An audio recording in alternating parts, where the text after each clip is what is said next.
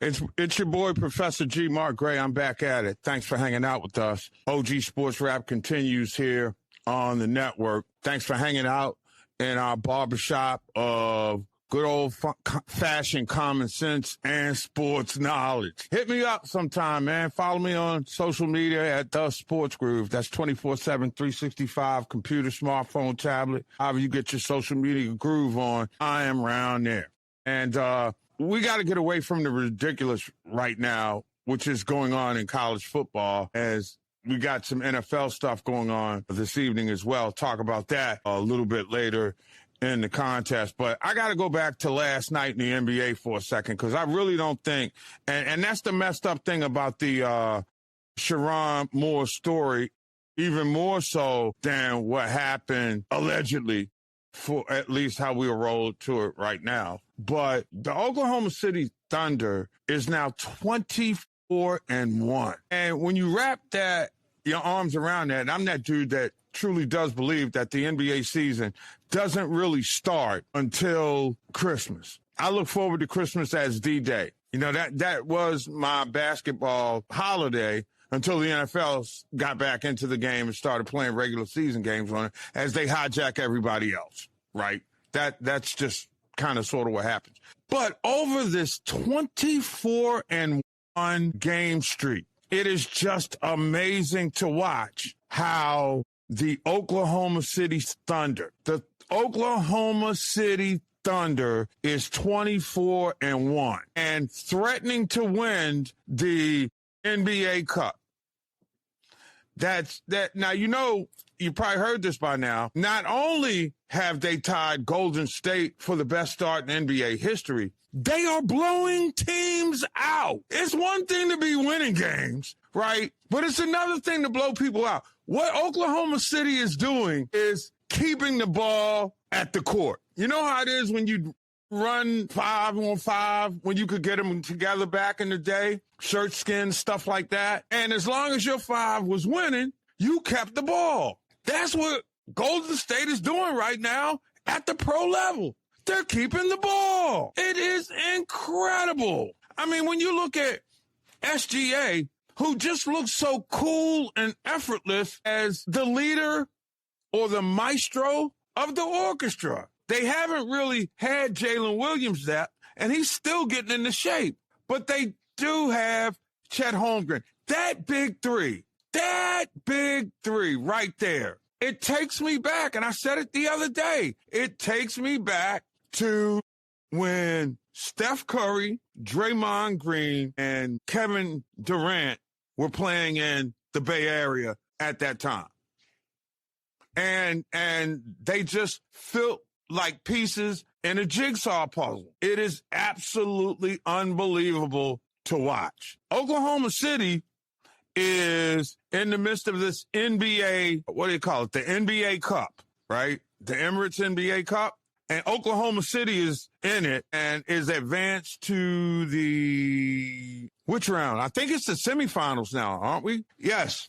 So Saturday, they get San Antonio without Wemby at 100% if he is back yet. I have to say that all things considered, I would expect them to move on to the final. Now, again, I'm not big on the in-season tournament, but these games count towards the regular season standings, except for the championship game. All right. So all that being said, and I, haven't been able to watch as much of the NBA Cup, quite frankly, because the floors just after, 15, 20 minutes, I just can't take it. I really can't. It's like, being on psychedelic drugs, I guess. I've never, done that kind of stuff, but the way that they were perceiving how Jimi Hendrix was seeing things when he was on drugs in that movie, yeah, those floors make you think like again, I do not lie. No, I get off of edibles. Let's just leave it there, okay? Never done any of that psychedelic stuff. But from what they say, somebody had to be on acid to create the notion of PlayStation floors during real-time basketball games. Man, unbelievable. Oklahoma City Thunder have the best organization in basketball. How did Sam Presti put it together? Got the secret sauce. He knows. I mean, you think about it. Imitation is the most sincere form of flattery. But oftentimes in sports and other walks of life, you don't want to be like somebody else. Let me tell you something here, folks. If you're an NBA executive, you want to follow the Sam Presti map. And it's a simple one. Well, no, it's not. First off, you got to be a forward thinker. So here's the deal. Oklahoma City knows they can't play the buy a championship market. They are not in the kind of market where they can spend millions of dollars. And then if a guy busts or doesn't work out, then they can eat the loss. Oklahoma City is not that size. So Sam Presti takes the job knowing that he's in a disadvantage. So how do you build a team? Simple. Get a whole lot of draft picks and put your scouts in position when they go to the draft to have seen as many players, put them through their little analytical data bank, see how they project out. And here's the best thing, the eye test. You know, you can have every analytic in the world, but if you miss the eye test, you miss out on players. And I'll be damned. I don't know what they saw in Chet Holmgren, but that was a good look. Jalen Williams, I think we saw a little bit of him in college, but nobody knew that he was going to be able to play a role like that on a championship team. And, well, CA, Kentucky boy, I mean, you know, you knew he was going to be right. I mean, one thing about Cal gets his boys ready for the pros. And he done made a lot of young black men from impoverished backgrounds millionaires. You know, John Wall being one of them. Man, I hate he got hurt. I really do, because John Wall could have been really, really good. And contrary to popular belief, he's a great human being. You know, there are a lot of people in the district that used to call him out for going out. Heck, everybody used to hang out then. But I stood out there when he was in the cold, in rehab, right? I mean, giving away Thanksgiving turkeys. Lou High School in D.C. And, I mean, it was cold that day, too. They had the tent set up. I saw him flexing his knee. He stood up. He greeted everybody. He took care of them. So I don't want to hear that. And, again, I'm sorry for going off the track here. But there were several moves that got Oklahoma City to the place right now where you look at them as the team to beat for now and years to come. And this is the blueprint that's going to redefine the way other organizations handle things. Other successful organizations handle things. So first off, you get a patient strategy for getting those draft picks and building them up with player development. Imagine that. Dusting off a rock and the dirt and finding yourself a diamond. And there it is. And the biggest move was when they got rid of Paul George, who was an albatross around the neck of any team that he plays on. So in that deal, stupid Clippers, they could have had Shai Gilgeous-Alexander playing in Los Angeles, taking all the hype away from the Lakers. I mean, he would be that city's star basketball player. The proverbial next Kobe, really. He just would have been playing for the Clippers. But the Clippers are dumb. They've never been on the cutting edge of anything other than failure. I mean, when you talk about notoriously failing franchises, that would be the Clippers. So what does Sam Presti do? Oh, all right, y'all the Clippers, I'm going to take it. So then he got rid of Russell Westbrook and moved a number of other players around. And the next thing you know, the talent starts coming in. Holmgren was the second pick in 2022. Jalen Williams in 2022 with the 12th pick. And he, too, may be an all-star one day. You know, so you figure out, you know, Cason Wallace, he was a 10th pick in 2023. In 2021, they found Aaron Wiggins at 55. And the beautiful part about it is, who's leading the player development? It's the head coach. One might say that Oklahoma City has an advanced mom and pop strategy when it comes to business. You know, now you build up your young core and then you add with veterans who fit with the young players. And they did that. Think about it. The signing of Isaiah Hartenstein is big. When he was with the Knicks, I was a Hartenstein guy. Is it Steen or Stein? Whatever. The boy could play. He's athletic. He's big. He runs. He's tough. He plays defense. He's not going to kill you offensively, but he's going to help your offense work by doing the dirty work. And then you got Alex Caruso, longtime Laker hand, who just kills it from the outside. I do not see a weakness on this team. They are the most complete basketball team that the NBA has seen. And I'm telling you, it's almost as though you look at them and they remind me so much in terms of the way that they were constructed, because everybody talked about Michael Jordan, as well you should. Probably the greatest ever. I know y'all will have y'all LeBron arguments and all that, but I saw him go 6-0 in the finals and take a brutal punishment getting there. So I'm sorry, I can't divert anything in this, soft touch policy league that we're playing in right now. But you look at how those parts fit, and God rest Jerry Krause's soul. He built the team that he ultimately broke up, but the parts fit. They did. You had Jordan, there was Bill Cartwright, and the old school, the Horace Grant guys in the first 3-in-a-row run.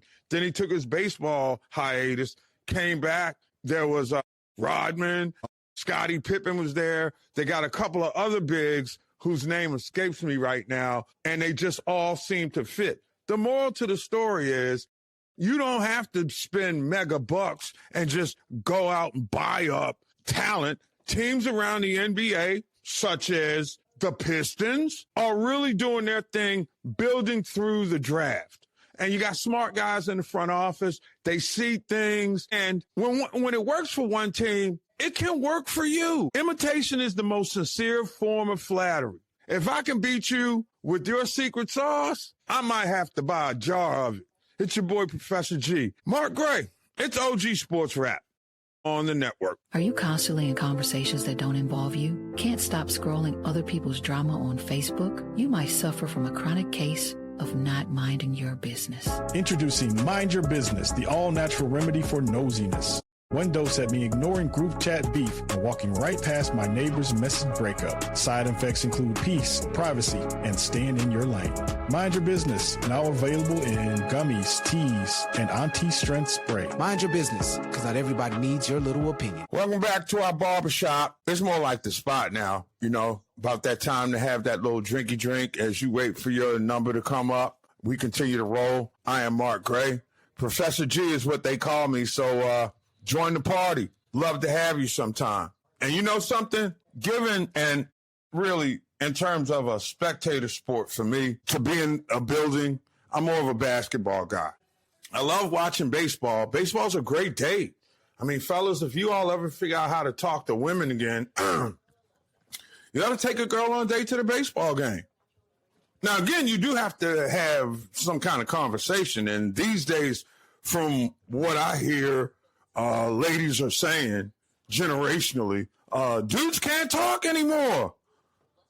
How you gonna get to know somebody if you can't talk? So from OG to new G, figure out topics that you are comfortable relating to a woman with and hang out with her. If she plays golf, you got to win her.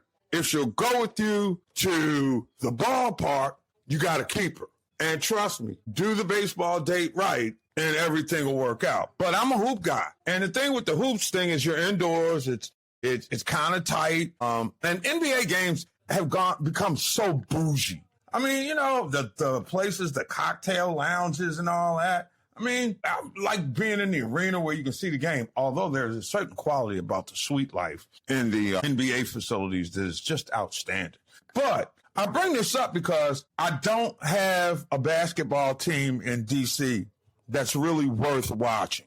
And again, when it comes to spectating sport, right, I'm that guy that's the personification of the old NBA. I guess they did that, what do you call slogan, is it? I'm all in. So, and I'm all in right now. NBA is fantastic again. And the most fantastic thing going on these days is this 25-game stretch of basketball that's being played by Oklahoma City, who is turning the league this year into, you know how you cut your grass and then you shred it? That's what they're doing to the league right now. Oh, if you had, and I peeped them and I told you when we launched, that they were doing something special. Now, I could care less. And NBA, please, we have got to do something about the floors for this in-season NBA Cup. First off, the whole notion of, games that count towards regular season, except for the championship game, just throws me off. I don't understand how you could do it and have it played in the middle of the season. But, man, look, I'm watching them last night, and I'm thinking, this is ridiculous. I mean, you look at what has happened in Oklahoma City, and it's an amazing thing to watch where they have come from and where they are going. And I'll put it to you like this. I don't think I've seen a better collection of talent and a better run organization since the days of the Chicago Bulls, believe it or not, under Jerry Krause. Now, behind the scenes, if you've seen any of the documentaries, Jerry Krause was the guy that kind of held everything in place as the talent acquisition manager. He's bigger than just your GM. You knew you had your big three at any given time, whether it was MJ, Scotty, and Bill Cartwright, or MJ, Scotty, and Dennis Rodman, whatever. You knew you had your big three. They ran a triangle offense. But what made Chicago work was the fact that they could pick up a Steve Kerr. He fits right into the offense. Yeah, that's Steve Kerr, y'all.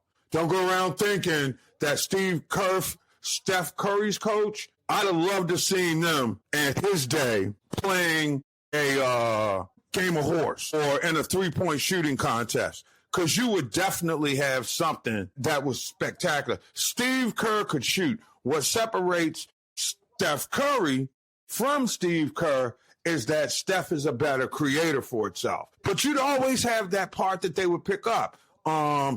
John Paxson was one of those guys, too. Picked them up for the championship run. They did a real good job of picking people up. And you know what Sam Presti is doing? He's doing the same damn thing. He's making shrewd business decisions, right? I mean, you look at the way that he's put the SGA, teaming him up with Chet Holmgren, Jalen Williams. And what you get is, like, personalities with a basketball team, and the only trouble that they haven't jumped off in is that it's not L.A., it's not New York, it's not Chicago. If it had been one of those towns, we would be hearing a lot more about this 24-1 record that this great team is putting on. It's the second longest streak or second best start over 25 games in the history of the league. And this is a different time. More balance, more talent, more athletes, and they just run them in there. And let's give credit where credit is due. They developed their talent. Because I had sort of seen Jalen Williams in college. But, I mean, in college, you kind of fill your role, and when you're on a good team, you advance. And that's the way I looked at him. They saw something different. And see, that's the whole deal with scouting. And such a value on it. Oklahoma City has done the best job of scouting in the league over the last, probably 10 years. You could say that they were making moves. You know, they dropped off. They got rid of a Paul George. They got rid of Russell Westbrook. You know, KD, and I'm talking about Kevin Durant, lost faith in the organization, much like Joe Burrow has lost faith with the Bengals in Cincinnati. Unfortunately, fortunately for Kevin Durant, he got his 2 rings teaming with Steph. These guys have a chance to do a 3 or 4-peat. Now, I'm telling you, the physical side of that would be the thing that would concern me the most. Another thing that Oklahoma is going to have to deal with at some point is they're going to have to pay people. And I don't know if the salary cap is going to allow them to keep everybody. But if they keep the front office away and you keep your core 3 together, you bring free agents in on short deals. You know, they're kind of in and out. Yeah, I want to get along for the ride. Now, here's the craziest thing in the world. I've never been to Oklahoma City, but they tell me that Oklahoma City has some of the best food ever, like brisket, steaks. I mean, it's a place where you get your red meat on for sure. I've also heard of a delicacy they like down there called barbecue bologna. You know, interesting. thought for my palate. Haven't tried it, but can't say I won't. I mean, if you season it, because that's always been my beef with bologna. It's just, I mean, it's like, it's kind of like the chitlins of sandwich meat. You got your, I just can't eat chitlins. I'm sorry. Don't pull my black card for that. I do fish and grits, right? And all kinds of other Southern stuff. But chitlins, I get off the boat. I'm just wondering how many people still have like chitlins at the main meal. You ever think about that? I mean, thank God I'm now in a circle of friends because it seems like when you were doing the chitlin thing, right? And there's more to chitlins than just the chitlin circuit, I should say. But when you're, there's just something about the chitlins that's just scary. And then you know what they are and you're like, wow, folks had to be hungry to create that. But I digress. On to the story is I think we're going to have to get ready for the dominance of the Oklahoma City Thunder. And we'd be remiss if we didn't talk about Mark Daniel, their coach. In many respects, man, he looks like he's brought principles from like that Greg Popovich and Steve Kerr-tree, a lot of motion. But the thing I like about Oklahoma City is they got just enough size and athleticism with Williams. Holmgren is a great two-way swing player. And then you got SGA, who is the point guard and the maestro of the show. A point guard that can put a team on his back with some size. Wow. I mean, you got to keep the core three together. And if they can keep the core three together, I don't see there being the kind of, Michael, Scotty, and Rodman beef. I don't see that jumping off. This is a different time and it's a different era in the NBA because back when Mike and those guys played, and Mike set the precedent and got everybody paid when he did his Air Jordan thing. Make no mistake about it. You young kids who are wearing the Jordans, I was there when they came out, and nobody was being marketed like that until MJ. I mean, they tried a little something Converse did with Bird and Magic, and it was cool for its time. But then when Mike hooked up with Spike Lee for Nike, that not only changed the perspective of, how you wear your sneakers, your kicks, it also brought personality to the NBA with Mars Blackman, a Spike Lee character. So I'm seeing last year on the way to their first championship, what was it? What a pro wants, what a pro needs. I wonder what they did this offseason or if they had a chance to do anything this offseason, because that's a great marketing tool. But it's no longer about what those pros need. Let's be clear, okay? What's going on? I cannot believe what I just saw come over the newswire. I cannot. Wow. I hate to end the thought like this, but this is scary. This lady, Nancy Mace, wants to name D.C.'s former Black Lives Matter Plaza after Charlie Kirk. Wow. I'm going to need a minute to decipher that one. But that is crazy. This is a sports program. Wow. That was a headline I wasn't ready for right there. I might have to take a cold one and figure out where I want to go after see that shocking piece come across my eyes. And they are effectively bleeding now. And that hurts me so because I won't be able to watch the Oklahoma City Thunder, the best team in basketball. Now, I think next year and 2 years after that, the league's going to lose a lot of star players. LeBron's getting ready to retire. KD coming up on the end of the line. Steph Curry probably out at the end of this year. Draymond probably going to roll sometime near after that, depending on what he wants to do with his life, his career after basketball. I know one thing I will say about the basketball studio shows. I'm feeling what you're getting on Prime. I like that. Now, ESPN, we need more Ernie, Shaq, and Kenny. All right, because we're losing the flavor because we're not getting them enough. Oh, yeah, back on the other side. Have you seen Monica McNutt's hair? She owes Annie Lennox a solid. That's what I'm saying. Anyway, it's OG Sports Rap. Mark Gray in the house on the network. We rock on. OG Sports Rap on the network. Professor G hanging out with you as always. I did record Booyah, the portrait of Stuart Scott, last night, and still haven't been able to watch it, so I can't critique it at all because you end up feeling some type of way And it is. So we had some other breaking news earlier today. How about that Michael Jordan getting NASCAR to settle a federal antitrust case that was filed by 2 teams?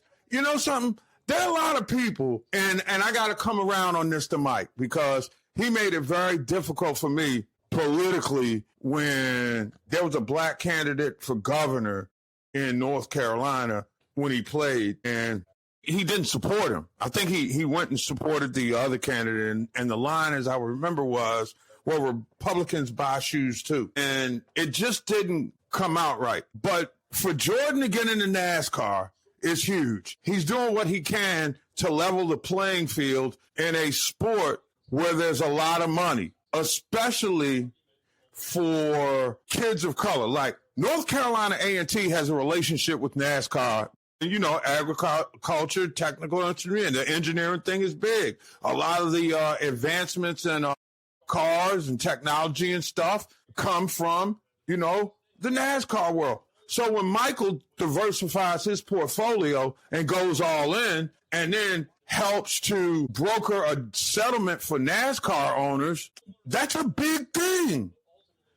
And again, there are a lot of gas heads who insulted that he shook up the apple cart the way that he did, but it's an unbelievable move where Jordan's legal team is able to put the organization on front and they pack up their bags and quit. Wow. It really was like Jordan against the Wizards when he played for the Bulls, if you want to look at it in a basketball context to me. It was a 9-day trial. The lawsuit stems all the way back to September of 2024. So go figure. Michael Jordan has helped broker a settlement between NASCAR and 2 teams.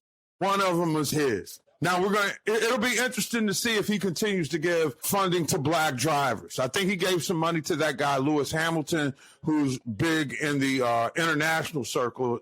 A black guy, I want to say he's from London, and he drives Formula One, which is, to me, the sexiest of all the motor race sports, because you get to spend a week every year in Monte Carlo for work. Hey, boss, sign me up for that one every year. That's just like me in the Bayou Classic. Hey, boss, sign me up for that one every year. And if we can go back to Vegas, we'll do that too. But good job out of Michael Jordan impacting NASCAR. Now, over the next few days, it'll resonate with you, but that is a huge sport.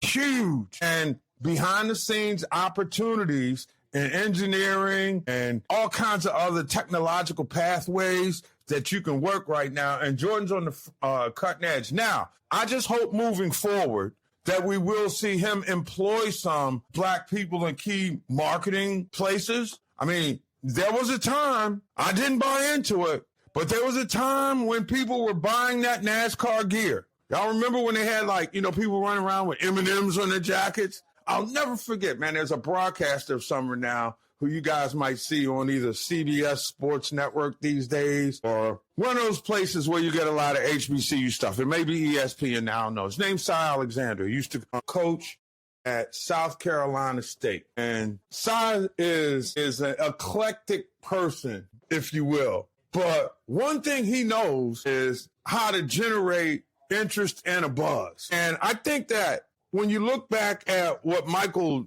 Jordan is doing, he's creating a bigger interest, a wider buzz, and a greater opportunity. Today will be the day, and I'm going to fall on my sword on this one, where Michael Jordan has done as much for minorities in NASCAR as Coach Prime did for the emphasis on HBCU football in particular during his time at Jackson State. This is a seismic moment, a settlement of this sort. I'll get some more of the specifics on it and see if I can talk to some of my gas heads a little bit down the line. But it's great to see Jordan stand for something, because there was a time that I thought Michael Jordan was somewhat suspect. But you know something? I will say this. I noticed his demeanor, and he's always been a class guy, so that's never been his. But his corporate demeanor has changed just a little bit.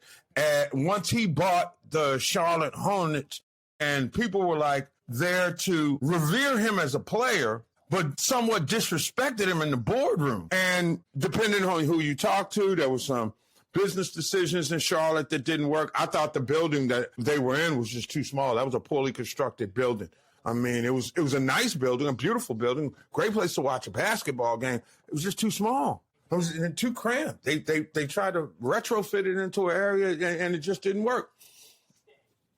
You know, and they probably would have been better off staying out in the suburbs, but that's neither here nor there. The bottom line is Michael Jordan is now a mover and shaker on the American sports scene, and we must, you know, we bear witness to that. That's us. We've seen it. And I'm sitting back and wondering, because there is a black NASCAR hopeful from Clark Atlanta University, I believe it is. His name is Roger Caruth, as in Raja, not Roger. His father was named Roger, and he worked down there as well. So I would love to see, and I'm going to put it out there. I mean, you got a black guy who's an aspiring racer. I don't know if there is there a relationship between Michael Jordan Racing and Raja Caruth? I'm just wondering, because that, to me, would be something that works for everybody. So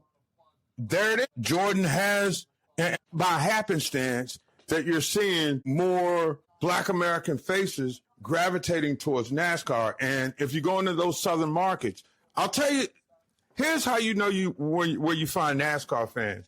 And it took me a couple of times to, you know, and again, to me as a sports fan, I'm not necessarily down with the like around and around and around and around. But as a social event, man, if you get the suite level stuff on the infield now, that's a pretty good thing. And you know me, if it's free, it's me. And so I've been fortunate enough to go see those events. I'm not going to sit in the stands, but if I can, you know, the high end business stuff, oh yeah, not a bad experience at all, you know. It's kind of like being in a suite at a basketball or a football game, you know, especially if you don't have a racer that you're pulling for. It's really cool to be in. But bigger than all of our personal experiences in the moment is the business side, where I believe on December 2025, Michael Jordan has become a player in NASCAR, a bigger player than he always was with his name. It's about credibility. What they say, put some respect on that man's name in NASCAR circles. Who would have thought when he introduced Air Jordan brand with the help of his agent, David Falk, that Michael Jordan would learn the game well enough to play with the boys and beat the folks from NASCAR. Can you believe that? I mean, it's an amazing turn of events. Don't get it twisted. You don't see this often.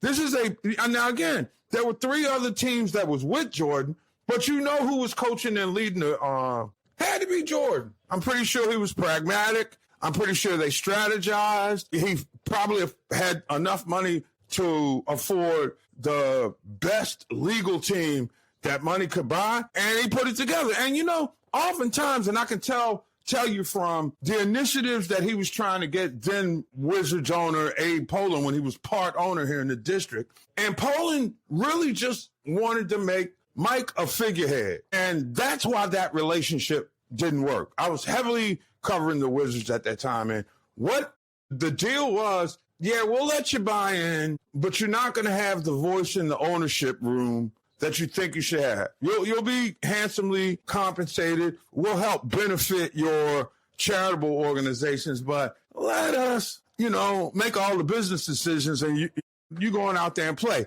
And at that time, maybe Mike didn't have or hadn't fully gotten out. Basketball was still in his system. He didn't like the way it ended in Chicago, and he just wanted to, and so he came and he tried to set a tone, and it never really got off the ground. And I think a lot of it had to do with the fact that as Jordan's popularity grew in D.C. and some of the things he was trying to accomplish to take it to where the Bulls were when he played, they clashed. And when Mike wanted to spend a little bit of money on not necessarily players, but things that would make the players' lives a little bit easier, the organization scoffed. And so if the organization is going to scoff at all of your innovative ideas. And we also find out that you don't really want him in the boardroom, then that's why your organization is probably still where it is right now.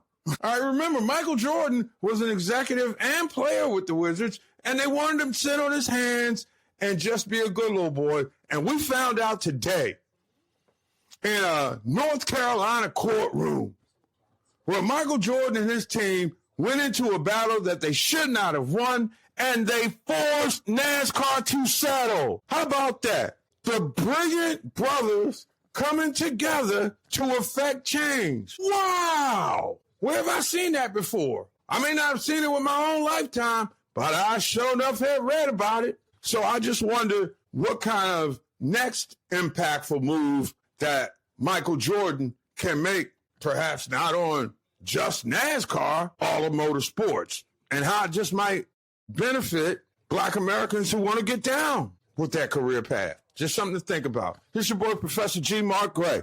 It's OG Sports Rap on the network. It is maybe a little bit more potent. All right, folks, we back at it. It's OG Sports Rap here on the network. I'm Mark Gray. Thanks for hanging out with me. As always, join me if possible. Hey, leave me a message at The Sports Groove. Very simple message. The Sports Groove, okay? Now, 24/7, 365. Let's stick with Instagram and TikTok, all right? Let's talk open and honest, and if you're down with what I'm saying, that's cool. If you're not, that's even better. I live for the hate. Hate is great. Anyway, among the things we have to get to is, and again, I'm open to letting the world know about my biases. And one of my biases is I am a stone cold apologist for LSU. So when it comes to Jaden Daniels and Joe Burrow, yeah, fanboy does take over a little bit. And while I want to see Jaden in bubble wrap for the rest of the season, and finally it appears that Washington is going to do the right thing by their franchise quarterback and sitting Jaden Daniels down, which is probably the best thing that can happen to him and for the franchise until they can fix that woeful offensive line and get some parts back. But this ain't about Jaden Daniels because we know that he's going to be around. I want to dig deeper into some comments that were made by Joe Burrow at his press conference yesterday. Some of those questions lead one to think that he's either A, seriously contemplating retiring, or B, he's trying to plan an exit strategy that's dignified and I guess classy in terms of his exit. Now, I hope Cincinnati, because I read between the tea leaves, and there were a couple of things that he said that stuck out to me when I was watching the replays all over the place, whether in news snippets or the full press conference that was posted online. So I took me some notes. Not that I'm a, mental health person, but I've been around enough athletes in these scrums to know when I see a guy that's frustrated, he's tired of getting beat up, and most importantly, he would go through all that if he had a chance to win. And I think Joe Burrow's at a point right now with his season-ending injuries and the stuff that he rehabs through, he sees the handwriting on the wall. He's a Hall of Fame quarterback in a raggedy organization. That's right, boys and girls. I'm calling the Cincinnati Bengals a raggedy organization. And you know something? I hate to be this way, but it does start at the top. In the beginning, when Paul Brown, and I'm giving you some OG stuff here, there was a guy named Paul Brown who coached the Cleveland Browns. That's why they're known as the Browns, believe it or not. Shedeur Sanders Browns at that. So the way Shedeur's been treated is kind of notorious. We've seen it before. But the real story with Joe Burrow is he wants to win. He won a natty in Baton Rouge, and he wants to have another shot at getting back to the Super Bowl. And the Brown family, Mike Brown, son of Paul Brown, a guy that had the audacity, the unmitigated gall to fire Jim Brown, arguably the greatest football player ever. I mean, ever. If he was dealing out punishment and running past people in the 60s, I wonder how good he would have been there. But that's irrelevant. They fired him while he was on a movie set because during the offseason, pro football players had to make a second living. You weren't making the 8-9-figure salaries that these guys are making now. Really, it was basically a full-time side hustle. I bring it down to today because, A, they didn't want to pay Jim Brown, the Brown family did back then, and now they made the financial commitment to Joe Burrow, and if he stays around next year, he counts as a $48 million hit on the Bengals cap space. So the Bengals, team family raggedy, who are part of an organization that's like an elite. Let's go back to the days of the shopping malls, shall we? Y'all remember the days of the shopping malls? Used to go into Macy's. I know I used to go into Macy's and just try on the cologne, That's the first place I got me some polo back in the day. Gray flannel back in the day. But what's happened? You had the high-end stores, and then you got anything that ends with a mart. You know what I mean? I've seen Kmart, which was the most famous of the mart stores, and they were kind of like the precursor to Walmart. So you got a certain reference. But when you start seeing C-Mart, right, and G-Mart in various places around the country, they were knockoffs. I would submit to you that the Cincinnati Bengals as a football organization, they are a knockoff.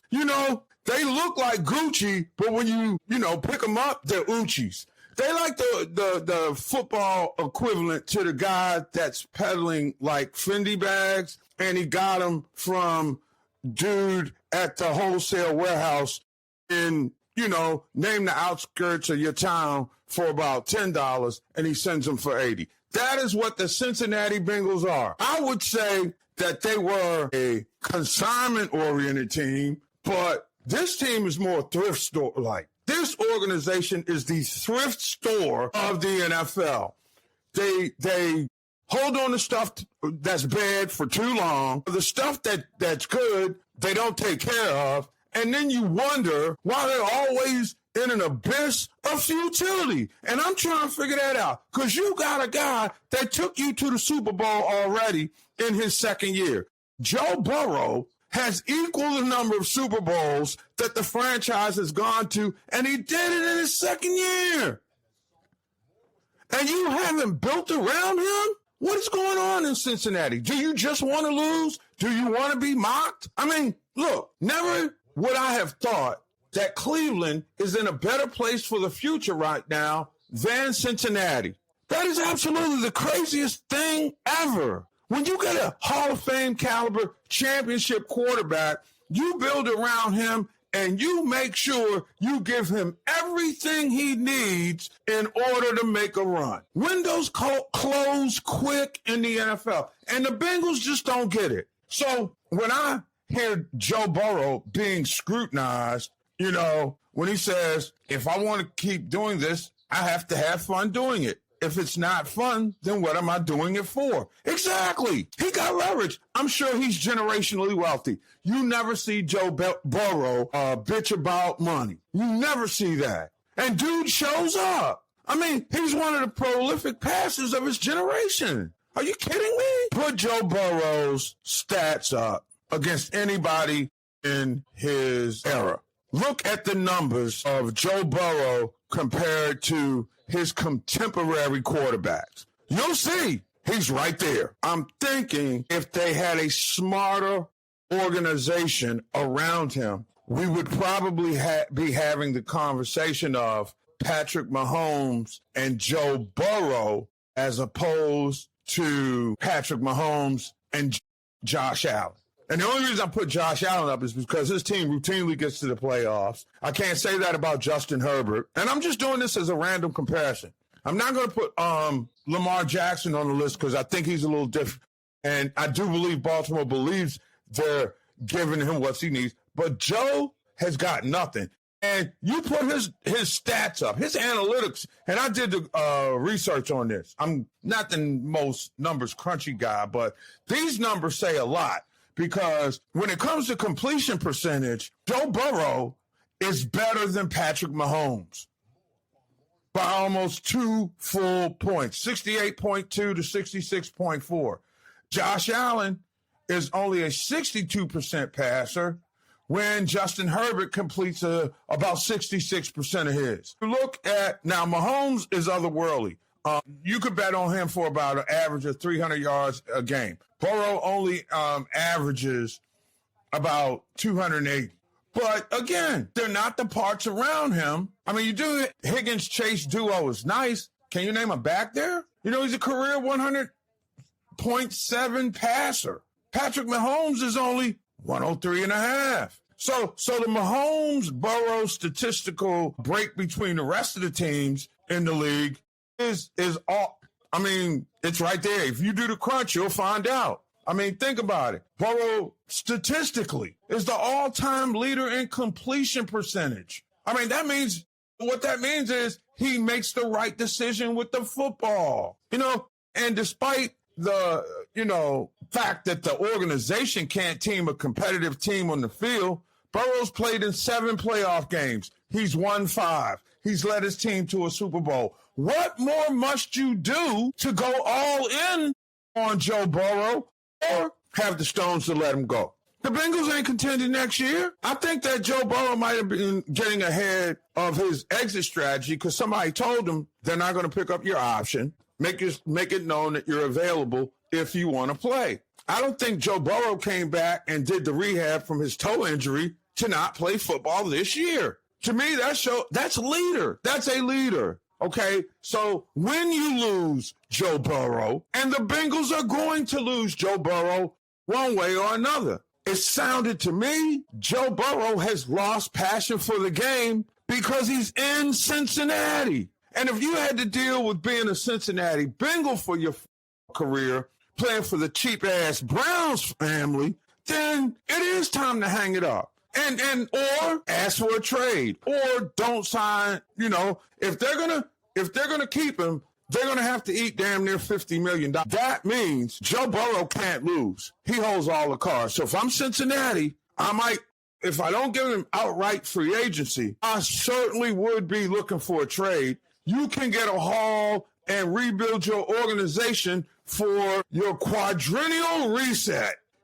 Seems like every 4 years, the Cincinnati Bengals are like the World Cup or the Olympics. Here they come lighting the torch once again.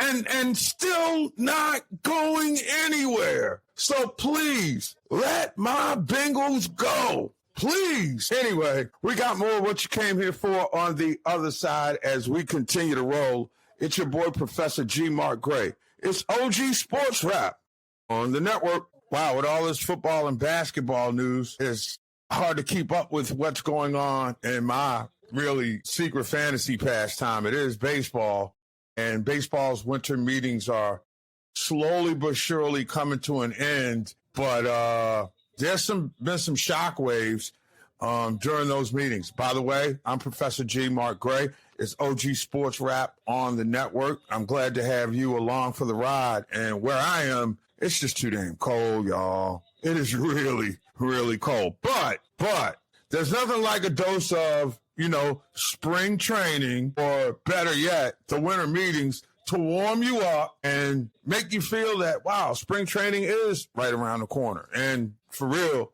it is. When I look at the transactions that have happened, and everybody is trying to track down the Dodgers, who were active in their own right, but we'll come back to them. The most notable transactions, I thought, were, the Phillies re-signing of Kyle Schwarber. And I said that earlier in the week, that you're not going to win the National League's East Division if you are the Phillies with Kyle Schwarber. Because I thought that in the battle between he and Pete Alonso, if I needed somebody in a big game, despite the fact that I think Pete Alonso is like one of the all-time home run leaders in Mets history, I'd much rather have Kyle Schwarber.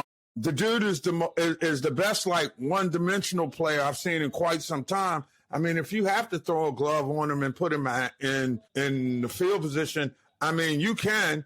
It won't be reckless. It might be a little scary. It might be something from the Keystone's Cops, But one thing about Kyle Schwarber is not only is he a great guy in the clubhouse, he can really hit. I mean, I thought Philly, with his 50 home run season, probably was going to be enough for them to get to the World Series. I thought that the National League Championship would come down to him, and it just didn't. But Philly doesn't win the National League East without Kyle Schwarber.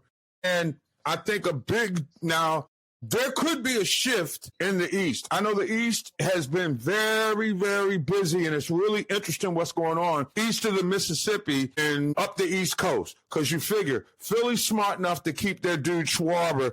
That way they got Schwarber in place. They should still have Bryce Harper in place. You got those two guys in the middle of the lineup that's still in the peaks of their careers. You like them. The Mets got weaker. Now, I don't know what was going on with Pete Alonso, but when you let a prolific guy like that go, you find yourself scratching your head if you're a Mets fan. But a lot of the Mets fans that I talked to were like, if we spent all this money, we didn't get it done with him, let's let him go and get off the books. What I don't understand is that he went to Baltimore and it had to clearly be about the money. Now, I know Baltimore's had a whole bunch of front office executive changes and things like that, and they got a new manager, Craig Albernays, and I had never heard of this guy before they went. But, of course, he left the Red Sox. I guess he truly believes he can fix some things. We'll see if he does. But Pete Alonso to the Orioles, let me tell you something. With the short right field porch, I'm telling you, I'm going to set the over-under of Pete Alonso hitting the warehouse. Now, if you know anything about Camden Yards, what makes Camden Yards the best baseball park in the league? Everybody loves Camden. It's worth visiting Baltimore for no other reason than crab cakes and Camden Yards. Trust me, okay? Camden Yards is everything. It's baseball heaven. It is aged gracefully. You know what it is? It's like the Pam Grier of ballparks. Because, when Pam Grier and I was little, I was young, she was hot. She was fine. Like, whoa, who is this? But I'm like 8, 10, 12 years old at that time. I'm like, wow. I saw, when she came on and was on Fresh Prince, I was like, oh, my God. She aged so gracefully, just like Camden Yards. Camden Yards is baseball heaven. And Pete figures to hit a lot of long balls out of that ballpark. And Baltimore did need a bat. Now, they need a couple pitching arms, which has me scratching my head about the Alonso thing. I'm not quite sure this makes them a contender. I think it's an interesting dynamic with the New York Mets, how Devin Williams made his way to the Mets from the Yankees, when last year he admitted that the pressure of the Big Apple actually got to him. I'm like, damn, so does it change on Queens? A couple of other interesting pitching things that happen. Edwin Diaz goes to the Dodgers, and that helps their bullpen. And, he's a closer. He got one of the highest paid deals. The Dodgers have said, look, this is our window. We're going to spend. So when the market resets and baseball has its salary cap, and the salary cap is coming to baseball. We know this. It's only a matter of time. And a lot of people seem to think that unless the union goes along with the owner's desire to have a salary cap, they may not play baseball the year after next until they get the salary cap done. Now, my thing is this. What's the cap number going to be? You don't go around trying to be cheap when you're getting, TV rights and streaming deals. And I'm not a big fan of the way that they have altered the way that you get your broadcast or in-house delivery. Hey, look, I'm that geek that if I want to see the game, depending where I'm going, I'm going to take my tablet or pull my smartphone out. That's just me. Everybody ain't going to do that. Everybody can't afford that. And the thing I hate about Major League Baseball and this freaking greed right now is the fact that you're not growing a younger fan base because you're making it more available, but also more difficult for people who can't afford streaming services. Okay? So I'm at that moment where, let's not be Gordon Gekko about this. And in case you don't know who Gordon Gekko is, that's Michael Douglas's character in the movie Wall Street. And I'm one of those guys that, a movie stands out for me when you have a line that stays there forever. And his line, greed is good. And now, of course, Charlie Sheen took the hit for him, and they ultimately went down because of insider trading. But the moral to the story, and the premise, is pretty much how sports owners, especially baseball owners, look at their game. And see, what's happened is this is going to be a real ugly thing that may be jumping off as far as baseball is concerned. I haven't been able to confirm it, but there's enough noise, shall we call it, out there in the environment about the climate between the Players Association and ownership. And while it hasn't grown publicly contentious, it's very contentious. That would be a great conversation to have, and I hope to try and track down Tony Clark from the Major League Baseball Players Association. But what often happens is everybody's laying low right now, waiting to see who's going to shoot the first shot as far as this. Well, the lockout is something that the owners would control. The last time we had work stoppage, I think it was the players who struck. So here we go. I mean, with baseball finally getting some popularity back, and even with the streaming nonsense, the game's still fun, and it's a great activity to be at in person. Let's be clear about the greed factor. Baseball owners, no matter how much they overpay superstars, are making so much money in media, rights fees. And these days, rights fees aren't defined by just television and cable contracts. Those streaming things. Baseball owners have revenue streams, and they have been a big beneficiary of technology. Let's be clear about that. The technology has really opened up new revenue streams for on-demand and stuff like that. So the notion that they don't have the money to pay the players, I don't believe that. However, some of the ridiculousness that you see with these contracts, damn, the way I look at Shohei Ohtani's contract, the Dodgers should have just went on and bought Japan. I mean, they're going to be paying him for 30 years. Those deferred payments, oh, yeah, no, we'll wait till later. The Bobby Bonilla clause seemed like a good idea then, but teams who have new ownership groups that didn't sign the Bobby Bonillas don't like cutting that check. But guess what? It's on paper. That make it legal. So all I'm saying is baseball thought, and I'm talking about the owners, they thought that they were getting over when you would overpay somebody and then just give it to them on the back end after they retire. And guess what? Funny thing happening on, the road to physical responsibility. Y'all done deferred too much money. You could have really, found a way to broker a deal, and now it has to be a cap. Owners probably for it. Players, you just got to deal with it. It has to be a reasonable cap. Now, what is reasonable in baseball terms? I don't know. When you got a Dodgers team that can spend $1 billion on a championship franchise and international branding, you can't do that in Tampa. Okay, you're not. You're not going to be able to do that in Sacramento. All right? And I don't think you're going to be able to do that in Nashville when baseball comes. Baseball's going to make it to Nashville. It's only a matter of time. Why do you think they played a Field of Dreams baseball game out in that way? So they can see that the fan base is still there. So baseball get new teams, new ownership groups, bigger markets. Vegas is getting ready to get a team. So you got to figure out, if you're baseball, what's a reasonable and fair salary cap. Because this is a different time, okay? And see, you got the billionaires versus the millionaires in a fight that could be like World War. It could destroy the game. You can't have a work stoppage and a lockout right now. You know why? Because people got many other social opportunities, and they will check out on you. And with the, passion for the game dwindling amongst younger people, you take the game away from them, and what happens? Well, they stay away. It wasn't all that to them. And at some point, you greedy, rich owners are going to have to come to a reasonable salary cap, and the players are going to have to stop listening to agents who wants to get the max and get as much as you can at that time so that you can end it all and not worry about how the deferred payments are going to affect the future of the franchise. It's a hot mess, and I hope the big boys, adjust their cups when it comes time to negotiating, because this shouldn't be a pissing match. It's your boy, Professor G, the sports OG, on Sports Rap, the network. All right, we continue to rock on as we get set to tack up and head for home. I am Mark Gray. You can call me Professor G. Thanks for hanging out. OG Sports Rap continues here on the network. Couple of tidbits I wanted to get to.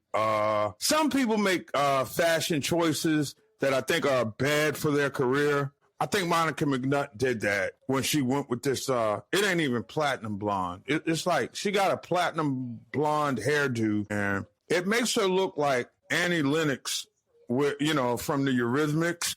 If you're sweet dreams are made of these, you know that? The New G's, I wouldn't expect to know that. But that song has been sampled, and I can't think who sampled that song and turned it into a hit. But whatever the case is, somebody need to reach up to ESPN. And I'll say this because Monica used to be my girl. She from around the way. She one of them folks that, came up a little something, forgot the people around the way. That's all well and good.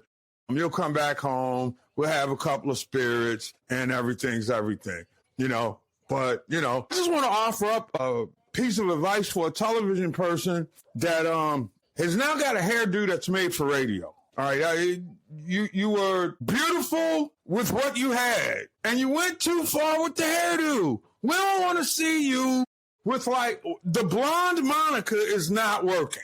All right, I'm sorry. Now, it might work for old girl who got Sharon Moore caught up, but it ain't working for you, boo. No. Your husband didn't tell you it wasn't working? I guess he must not want to hurt your feelings, and you know how ladies get when you start talking about their bad hair decisions. And I'm sorry, that platinum hair, it did nothing. And I happened to be watching the NBA live show, all right, prepping for mine. And so I see her standing up in front of the screen, doing one of those diagram things. I'm like, my God. It was like, you know how it is when you have one of those old school lamps and you turn the switch and poof, that's your hairdo. I'm like, look, don't let the people at the Big Rat change your look. Do you, baby? It's all right to be natural. All right? It's all right. You took the perfectly beautiful black woman, and I don't know what it is. I'm depressed. Hey, look. And I know ladies be freaking out. They want to get their hairs all straight.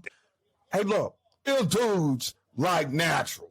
All right? Let's be clear about that, ladies. You can have all the finest horses of hair, okay? That ain't the, distinguishing factor before somebody approaches you. As a matter of fact, too much of the stuff that makes Asian businesses successful in your head should be rethought about sometimes, boys and girls. Well, I mean girls, because I don't know if guys are putting their extensions in or anything, but it wouldn't shock me these days. And again, there is nothing wrong with that. No, sir, nothing wrong at all. Thank you. It's a fine thing. Now, don't go that far. But I'm saying something has got to change, man. And this is my unsolicited fashion announcement. Every now and then, somebody commits a fashion crime that is beyond the level of misdemeanor. And I would say that Monica McNutt's new hairdo is a felony. She felonized herself. You got to go along with, that's like a Plaxico Burress haircut. Remember he shot himself in the leg going to the club and got convicted for carrying a piece? Pick this up, y'all. You remember Plax, don't you? Caught the touchdown pass from Eli Manning. I believe it was the one that beat Tom Brady in the Super Bowl. One of those times. Speaking of that, Brady, Eli Manning relationships. Now you see that Danny DeVito is doing commercials with Eli, which are really damn funny. And if, I don't share Jersey Mike's political views, so I stopped patronizing them because of a political decision that I made. But the Jersey Mike sandwich Mike's way is all good. But I just wonder, when do we get the Tom Brady, Eli Manning commercial? because Brady's deadpan and would have to eat the fact that his 2 Super Bowl losses came to the hands of Eli. I think it would be great. I think it would be fantastic. Who's going to write it up, though? And Eli, given that they beat him twice, would have to be the star. It'd have to end with something like, there I go again. Got you again. In that silly-ass way that Eli speaks. See, I'm doing the work for America's enterprising account executives who are trying to find creative ways to drive product. And I'm thinking I can help you drive some product with that. And definitely no more beautiful women who turn into platinum blondes. That should come natural. Anyway, we must laugh. We really must laugh now to keep from crying. At least I am, because the incessant pounding of the Sharon Moore story has just become exhausting. There's a reason that I'm glad that I'm more of a pundit and prognosticator than I'm a reporter these days. I really am, because the story's not going anywhere. And here we are more than 24 hours after, I guess he was arrested. I mean, still sitting in jail. He's been there for damn near a day. His career's ruined. I mean, all things considered, was the inappropriate relationship worth the risk? And I think that if there's anything that's good about this story that comes out of it, those of you who are athletes at any level, be it, Little League, be it high school is really where your coaches start embracing you, right? And start having a significant impact on your life. And it makes you wonder how these kids at Michigan are going to come out of the program, number one, because a lot of them are going to leave, especially, and there's no right answer to this. I mean, you can figure out all the names who are great coaches. I mean, I tell you what, if you don't get Kalen DeBoer, I'm going to tell you, if you got a shot at making Joe Brady your coach, and Joe Brady won a national championship as offensive coordinator for Ed Orgeron with Joe Burrow as their quarterback. So it's not like Joe Brady isn't familiar with dealing with big-time quarterbacks. And I don't think that he would, turn off. I mean, when you say, hey, I was Joe, Burrow's, I'm his guy. I'm his guru. I'm that guy who helped get him the natty. I guarantee you quarterbacks would be lining up at the door. And then he knows that culture. So if you had success in the SEC, I would say it stands to reason to me, if I were a Michigan fan. And see, my folks, man, they always leave me with the teams that are bad to have to pull for. Man, I don't want to be a Sparty fan. Folks got their masters from there, man. I was Bubba Smith was a great friend of the family. So it's like, sometimes you got to be really, really careful about the teams that you will to your children. Because being a Sparty fan is painful. Just absolutely painful. And I've been living with that pain for my entire life. But I tell you one thing, I think the best coach, if he wants to leave the NFL and come back to college, would be Joe Brady. You'd have an innovative offense. He knows how to identify talent. And to me, I don't think Kalen DeBoer is going to leave. It's crazy. It's absolutely crazy. So that's the one thing that I'm keeping my eyes on. And then there's the Heisman Trophy finalists are announced today. And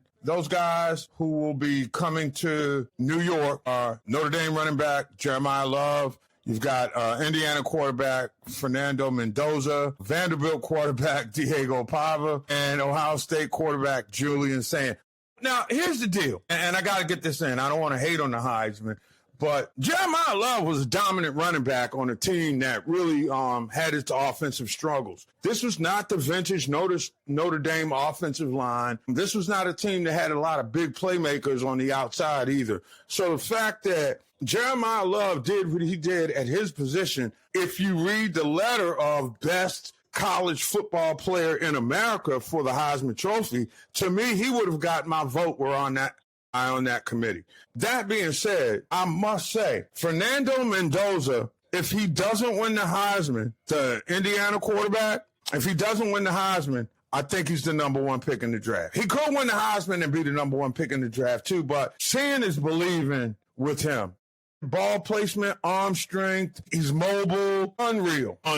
And to watch him be successful, it's crazy. And I can't vote, if I had a vote, for Julian Sand, not because he's not a worthy candidate, but at some point, head to head, who beat whom, right? Who beat whom? And that's what you want to find out at this moment in time. And I think that's where we are with the Heisman Trophy. So I would vote for Jeremiah Love, but I think that Mendoza's going to win because his performance in the Big Ten championship game on national television solidified it. And make no mistake about it, the Heisman Trophy is influenced by media performances. Make no mistake about that, boys and girls.